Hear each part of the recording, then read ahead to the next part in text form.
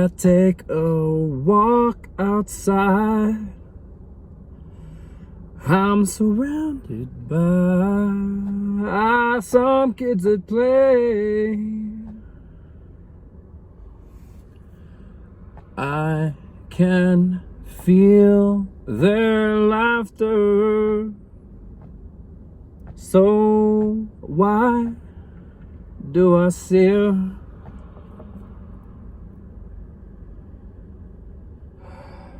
You ever felt like that? You ever felt like you were in a position of your life where things weren't going right, or you couldn't understand why it was affecting you the way it was? You were confused, you were lost, you were hurt, you were unsure, you were weak, you're angry, you're frustrated. You're sick of being tired, and you're tired of being sick. And then you look around you and you're like, well, the birds are chirping, the kids are outside playing, that guy's over there, his life looks good. Man, that guy looks stress-free. I wish I was a lot like him. Why can't I figure it out? What's wrong with me? I take a walk outside, I'm surrounded by some kids that play. I can feel their laughter. So why do I sear?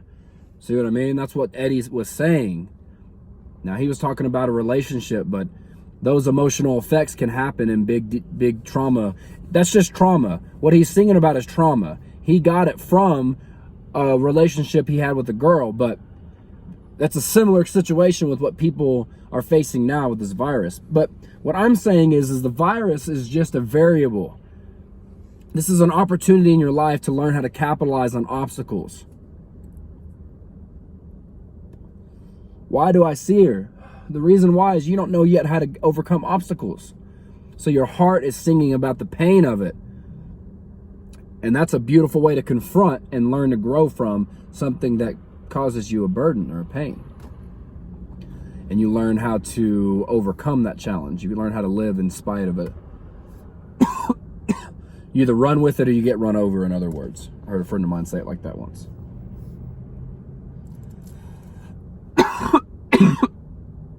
Excuse me. And the children's laughter, that's, you may be asking yourself, man, I'm so anxious right now, or I'm scared, or I'm worried, or concerned, or whatever the terminology, the way that, whatever word you want to use to describe it. But I don't see everyone acting like that. And people are cheering me up with their happiness and their peace, but even though I can feel that, why do I sear? Because that's what we're instinctively taught.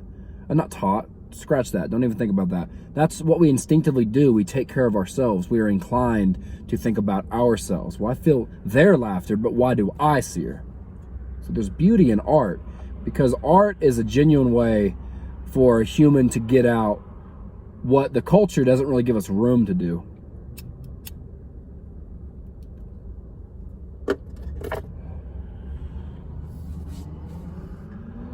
I take a walk outside and I'm surrounded by kids that play, and I can feel their laughter, but why do I sear?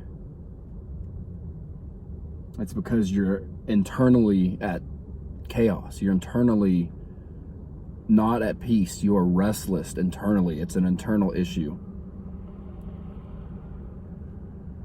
And you're able to witness where you want to be, or the state of mind that's more pleasant for you, is not where you are. So even though you can feel it from someone else's internal rest, you can't obtain it because you yourself don't have internal rest, right?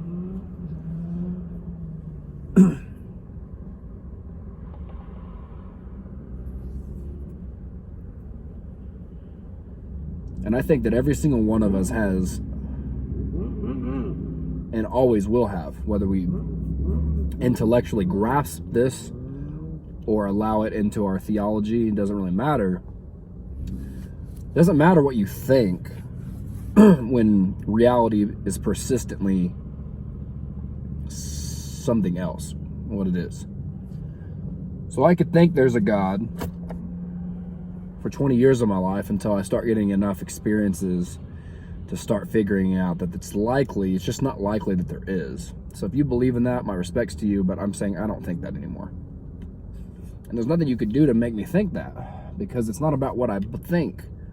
It's about what I've experienced and how I take my experiences and learn from them to better protect myself. See what I'm saying? It's all internal.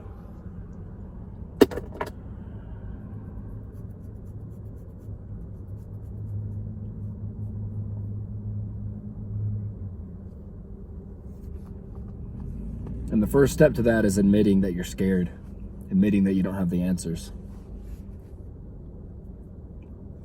Because once you recognize in your mind that you don't have the answers, you give your instincts a chance to take over again. And then you can just start being who you are, the organism of who you really are. You're a human, and that's a special thing. The flower doesn't try to grow, it just grows. It doesn't try to get your attention. It just does its thing. It's beautiful in its own right. So are you. So is your darkness. So are the positive sides of you, the negative sides of you. I saw Joey Diaz put on his Church of What's Happening Now today is focus on the positives. While I think that's great, I want to add something onto that, and I think it's as important. You don't get one without the other.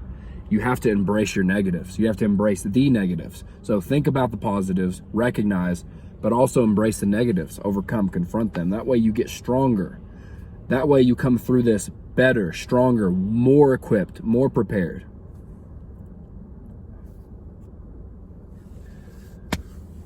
Were you born to resist, to be abused? Is someone getting the best of you?